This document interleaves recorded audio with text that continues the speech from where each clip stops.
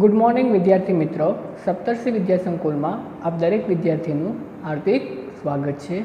आज આપણે વાત કરવાની છે ધોરણ 10 વિષય વિજ્ઞાન ચેપ્ટર નંબર 15 આપણું પર્યાવરણ, જેમાં આપણે છેલ્લે આહાર શૃંખલા, આહાર જાળ, ત્યારબાદ ઓઝોન સ્તરની વાત કરેલી હતી। પહેલાં આહાર શૃંખલામાં આપણે શું વાત કરેલી હતી કે कोई एक प्राणी बीजा पर आधार राखे, एटले के सौथी पहला आपणे जोयुं हतुं के नानुं नानुं घास वनस्पति जे सूर्यप्रकाशनी मददथी प्रकाश संश्लेषणनी क्रिया करे छे। आ क्रिया द्वारा पोतानो खोराक बनावे छे। जे खोराकनो बनावे छे तेने मोटा प्राणीओ उपयोग करे छे। बीजा प्राणीओ एटले केवा? तृणाहारी, शाकाहारी प्राणीओ जे तेनो खोराक तरीके उपयोग करे छे। आ शाकाहारी के आ तृणाहारी प्राणीओने अन्य मोटा प्राणीओ मांसाहारी के जेने पोतानो खोराक बनावे छे। एटले एक पछी एक आहार श्रृंखला, आहार स्तर बने छे। एवुं पण आपणे विचारी शकीए के वच्चेथी कोई पण एक आहार स्तरने के आहार श्रृंखलाने काढी नाखीए तो पृथ्वी पर शुं जीवन शक्य बने के नहीं? तो घणा बधा प्रॉब्लम उद्भवी शके, कारण के पृथ्वीनुं संतुलन एक सजीव बीजा उपर आधार राखे तेना कारणे जळवाई रहे छे। आपणे एक नानो अमथो विचार करीए के घास खानारा प्राणीओ होय ज नहीं तो शुं थाय?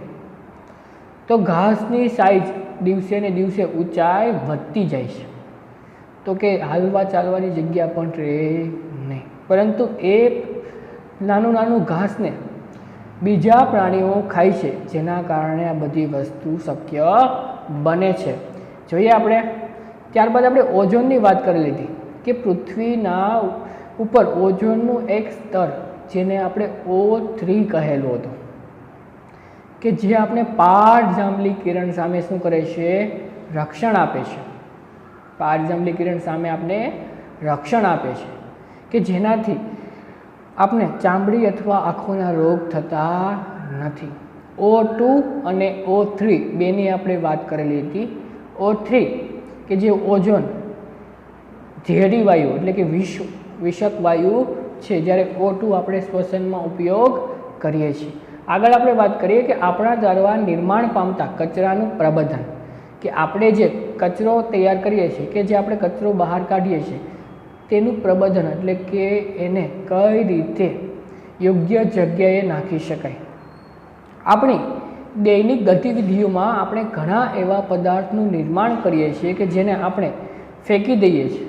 आ नकामा पदार्थो क्या छे? ज्यारे आपणे तेने फेंकी दईए छीए त्यारे तेओनुं शुं थाय छे?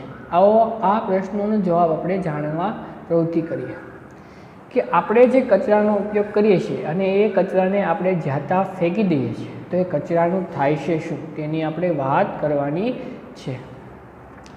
तमारा घरेथी कचरो एकत्रित करो, तेमां आखा दिवसमां उत्पन्न थयेलो कचरो जेम के कचरा, रसोडानो कचरो, वासी खोराक, शाकभाजीना सोतरा, उपयोग करेला पान, दूधनी थैलीओ अने खाली डब्बा, आ नकामा कागळ, दवानी खाली शीशीओ, पतरा, बबल पेक, जुदा के जूना फाड़ेला कपड़ा के तूटेला जूता वगैरह बधा कचरामां समावेश थाय छे।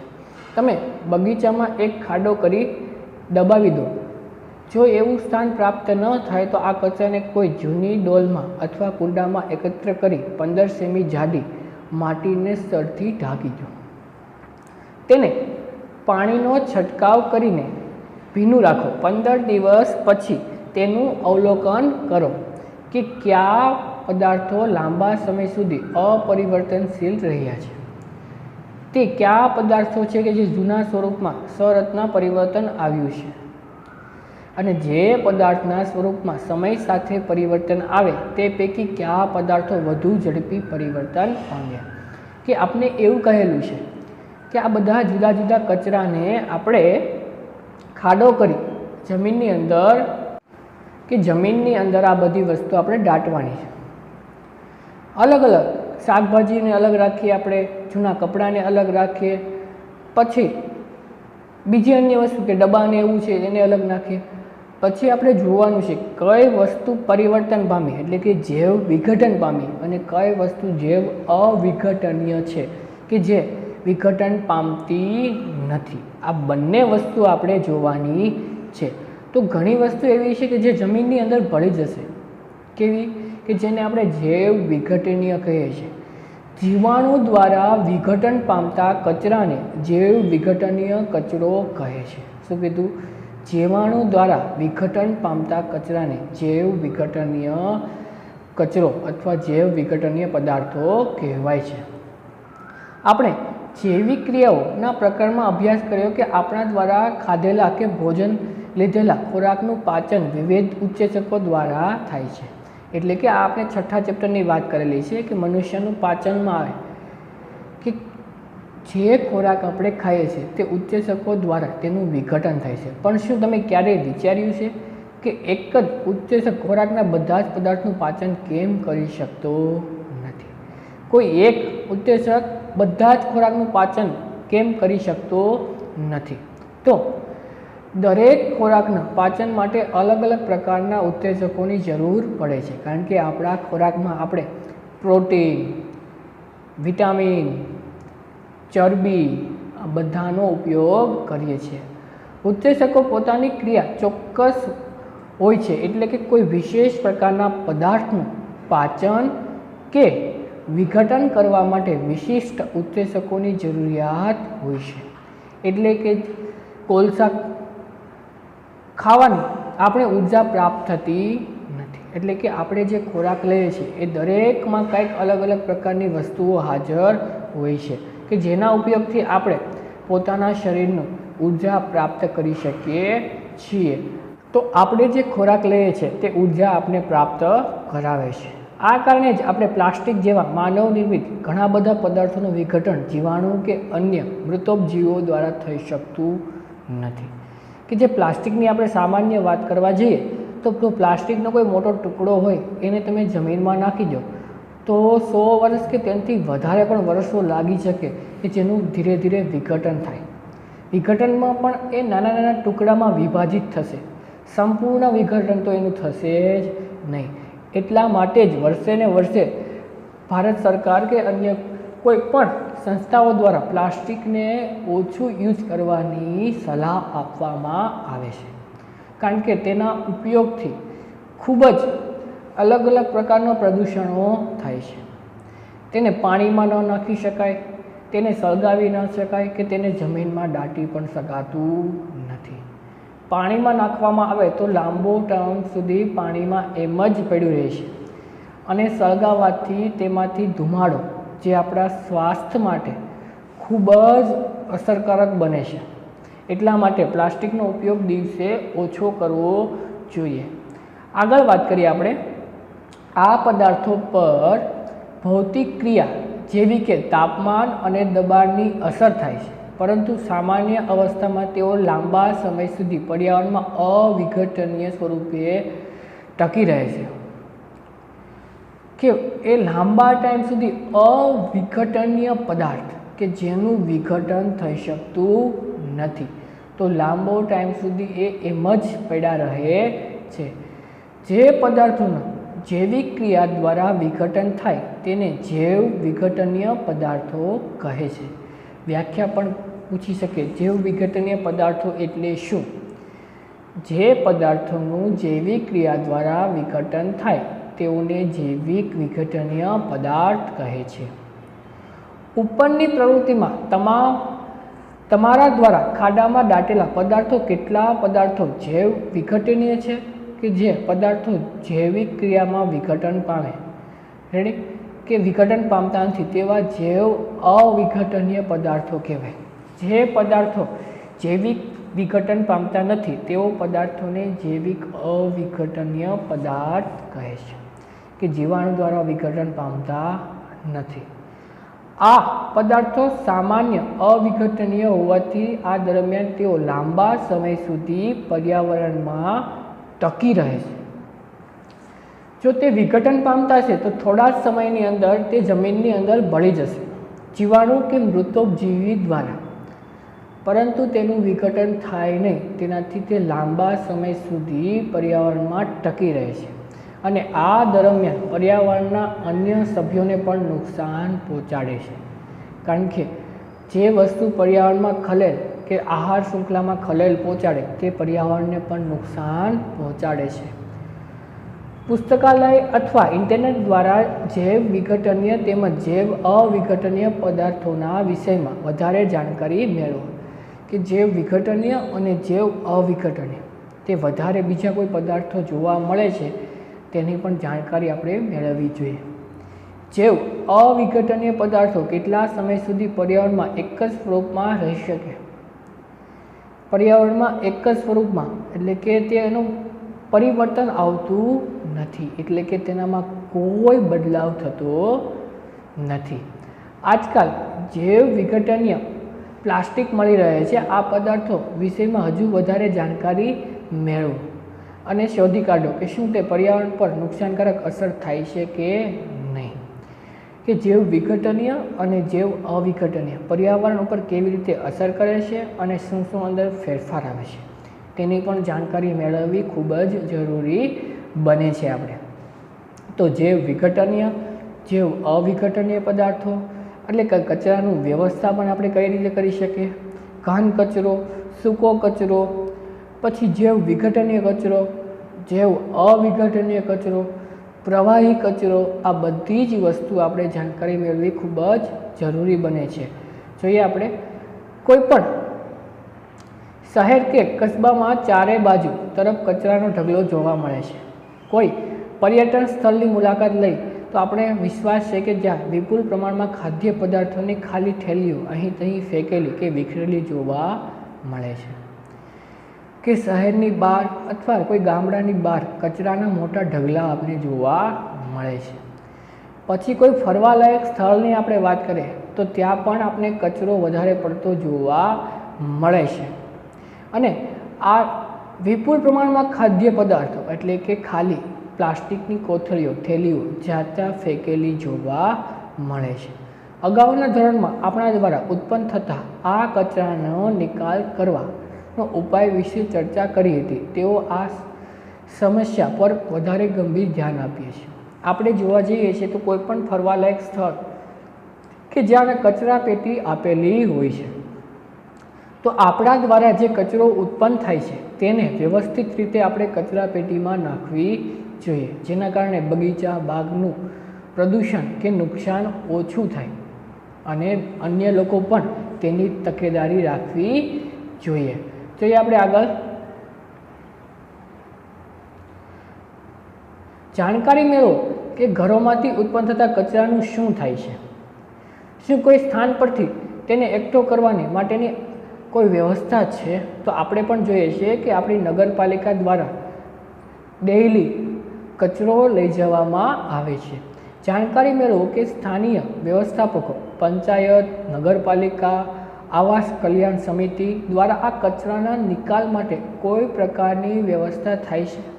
શું ત્યાં જૈવ વિઘટીય કે જૈવ અવિઘટિત કચરો અલગ કરવાની વ્યવસ્થા છે? આપણે પણ સામાન્ય રીતે જોઈએ છીએ કચરાપેટી આવે તો ભીનો કચરો અને સૂકો કચરો એમ બે ભાગ પાડવામાં આવે છે, એટલે કે જૈવ વિઘટનીય અને જૈવ અવિઘટનીય. ગણતરી કરો કે એક જ દિવસમાં ઘરમાંથી કેટલો કચરો ઉત્પન્ન થાય છે. તેમાંથી કેટલો કચરો જૈવ વિઘટનીય છે. ગણતરી કરો કે વર્ગમાં પ્રતિદિન કેટલો કચરો ઉત્પન્ન થાય છે. તેમાંથી કેટલો કચરો જૈવ વિઘટનીય છે.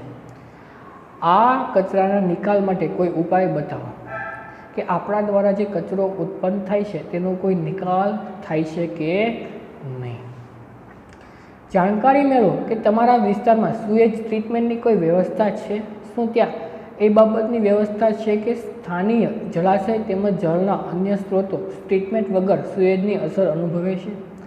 એટલે કે આપણા દ્વારા જે ગટર આપણે જે કહીએ છીએ તે એનું પાણી સુએજ ટ્રીટમેન્ટ દ્વારા શુદ્ધ થાય છે કે નહીં. કે જે ગટરના પાણીને પણ અમુક પ્રક્રિયામાંથી પસાર કરી તેને શુદ્ધ કરવામાં આવે છે.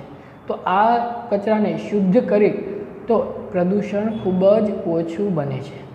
શું આ બાબતનું પ્રબંધન જેનાથી સુનિશ્ચિત થઈ શકે કે આ પદાર્થો ભૂમિ અને પાણીનું પ્રદૂષણ કરતા નથી। એટલે કે જો સુએજ ટ્રીટમેન્ટ થાય તો મોટા ભાગનું પ્રદૂષક પદાર્થો અલગ તરી નીકળે છે, ત્યારબાદ આ પાણીને જળાશયો કે નદીમાં છોડવામાં આવે છે, તો એને પણ કોઈ નુકસાન થવું જોઈએ નહીં। આપણી જીવનશૈલીમાં સુધારાની સાથે ઉત્પાદિત કચરાની માત્રા પણ ખૂબ જ વધી ગઈ છે કે દિવસે ને દિવસે આપણું જીવન આધુનિક ને આધુનિક થતું જાય છે, તો કચરાનું ઉત્પાદન પણ વધતું થાય છે। આપણે વર્તણૂકમાં પરિવર્તન એક મહત્વપૂર્ણ ભૂમિકા ભજવે છે। આપણે એક વખત વાપરીને ફેંકી દેવાય તેવી વસ્તુઓનો વધારે ઉપયોગ કરવા લાગ્યા છે કે એવી વસ્તુઓ જેને આપણે એકવાર ઉપયોગ કરી ત્યારબાદ એને આપણે ફેંકી દઈએ છીએ, તો એવી વસ્તુઓનો ઉપયોગ આપણે ઘટાડવો જોશે। પેકેજિંગની પદ્ધતિઓમાં પરિવર્તન લાવવાની જૈવ અવિઘટનીય સ્વરૂપની વસ્તુના કચરાનો ઘણો વધારો થયો છે। પેકેજિંગ કોઈ પણ વસ્તુ આપણે બહાર લેવા જઈએ તો એના પેકેટ સ્વરૂપે એટલે કે પ્લાસ્ટિકના કવરમાં એ પેક હોય છે। તમારા વિચારથી જ આ બધા જ ઘટકોને પર્યાવરણ પર શું અસર થઈ શકે છે કે અસરગ્રસ્ત કે પર્યાવરણને કેટલી અસરો થઈ શકે કે જે આ બધા કચરાના કારણે। જોઈએ આપણે આના વિશે વિચારો। આપણે થોડોક એક ટોપિક આપેલો છે, ટ્રેનોમાં નિર્વહનીય કપ કે ટ્રેનની અંદર આપણે મુસાફરી કરતા હોઈએ છીએ ત્યારે ચા કે કોફીના જે કપ આવે તેની આપણે વાત કરીએ। જો તમે તમારા માતા પિતાને પૂછશો તો સંભવત છે કે તેઓ યાદ કરશે કે ટ્રેનોમાં ચા એક કાચના પ્યાલામાં આપવાની હતી, તેને આ વેચાણનાર પાછા લઈ જતા। ટીપોટમેટ કપ તેમજ ગ્લાસ સ્વચ્છ અને સારા છે તેવું માની તેનો ઉપયોગ થવા લાગ્યો કે એવા કપો અત્યારે આપણે જોવા જઈએ છીએ તો કપોને આપણે યુઝ એન્ડ થ્રો કે એકવાર વાપરી પછી આપણે એને ફેંકી દઈએ છીએ, તો આવા કપનો ઉપયોગ કરવાની વાત કરેલી છે। તે સમયે કોઈને પણ કલ્પના કરી નહીં કે પ્રતિદિન લાખોની સંખ્યામાં ઉપયોગમાં લેવાયેલા આ કપ જમા થવાથી શું થશે। કેટલાક સમય પહેલાં માટીમાં બનાવેલા કુલડીને તેઓ વિકલ્પ સ્વરૂપે લાવવામાં આવ્યા, પરંતુ તેના પર વિચાર ન કર્યો કે આટલી મોટી સંખ્યામાં કુલડી બનાવવા માટે કેટલી ફળદ્રુપ માટીનો ઉપયોગ થશે। હવે કાગળ ડિકમ્પોઝિબલ કપનો ઉપયોગ થઈ રહ્યો છે। તમારા વિચારને આધારિત ડિકમ્પોઝિબલ કપની તુલનામાં કાગળ ડિકમ્પોઝિબલ કપનો ઉપયોગ શું લાભદાયક છે કે એવા કપનો આપણે ઉપયોગ કરવાનો છે કે જે જમીનમાં સરળતાથી ભળી જાય અને સંપૂર્ણપણે જમીનની અંદર મિશ્ર થઈ જાય, તો એવા કપના ઉપયોગની આપણે વાત કરેલી છે। આપણે થોડી વાત કરીએ કે ઇન્ટરનેટ અથવા પુસ્તકાલયની મદદથી જાણકારી મેળવો કે ઇલેક્ટ્રોનિક્સ વસ્તુઓનો નિકાલ કરતા સમયે કઈ ખતરનાક વસ્તુઓ સાવધાનીપૂર્વક રાખવી જોઈએ। આ પર્યાવરણને કઈ રીતે અસર પહોંચાડી શકે। ઇલેક્ટ્રોનિક્સ એટલે કે ઘરમાંથી ઘણી બધી ઇલેક્ટ્રોનિક્સ વસ્તુઓ નકામી નીકળે તો એને કચરામાં ફેંકી દેવામાં આવે તો કઈ કઈ બાબતો આપણે ધ્યાનમાં રાખવી જોઈએ। અમુક વસ્તુ લોખંડ કે પ્લાસ્ટિકની વધારે પડતી બનેલી હોય તો એનો પુનઃચક્રીયકરણની મદદથી એનો પાછું પ્લાસ્ટિક અથવા બીજી કોઈ પણ ધાતુઓ બનાવી શકાય। જાણકારી મેળવો કે પ્લાસ્ટિકનું પુનઃચક્રીયકરણ કઈ રીતે થાય છે। શું પ્લાસ્ટિકના પુનઃચક્રીયથી પર્યાવરણને કોઈ નુકસાન થઈ શકે છે કે પુનઃચક્રીયકરણ કરવા જઈએ તો એવું થશે કે એને ઓગાળીને બીજી વાર વસ્તુ બનાવવી પડશે, તો એની સામે ઘણું બધું ઈંધણની પણ જરૂર પડશે। આપણે જોઈએ થોડાક સવાલો કે નીચે આપેલ પૈકી કયો સમૂહ માત્ર જૈવ વિઘટનીય પદાર્થો છે કે જમીનની અંદર સંપૂર્ણ ભળી જાય। તો આપણે એ આપેલો છે ઘાસ, પુષ્પ અને ચામડું, બી આપેલો છે ઘાસ, લાકડું અને પ્લાસ્ટિક, સી આપેલો છે ફળોની છાલ, કેક તેમજ લીંબુનો રસ, અને કેક, લાકડું અને ઘાસ। આમ આપણે જોવા જઈએ તો એક પ્લાસ્ટિકનો જે વસ્તુ આવે છે એ જ જૈવ અવિઘટનીય છે, બીજી બધી જ વસ્તુ જમીનની અંદર સંપૂર્ણ ભળી જશે. નીચેનામાંથી કોણ આહાર શૃંખલાનું નિર્માણ કરે છે? જો આપણે આહાર શૃંખલાની વાત કરવા જઈએ તો તમને ઘાસ, ઘઉં, કેરી, ઘાસ, બકરી, માનવ, બકરી, ગાય, હાથી, ઘાસ, માછલી અને બકરી. તો આપણે જોવા જઈએ તો આપણે સૌથી વધારે ઘાસ, બકરી અને માનવ જે પ્રકારની આહાર શૃંખલાનું નિર્માણ કરે છે. નીચે આપેલમાંથી કયો પર્યાવરણ પ્રત્યેનો હકારાત્મક અભિગમ દર્શાવે છે? કે પર્યાવરણને ફાયદાકારક વસ્તુ કઈ છે?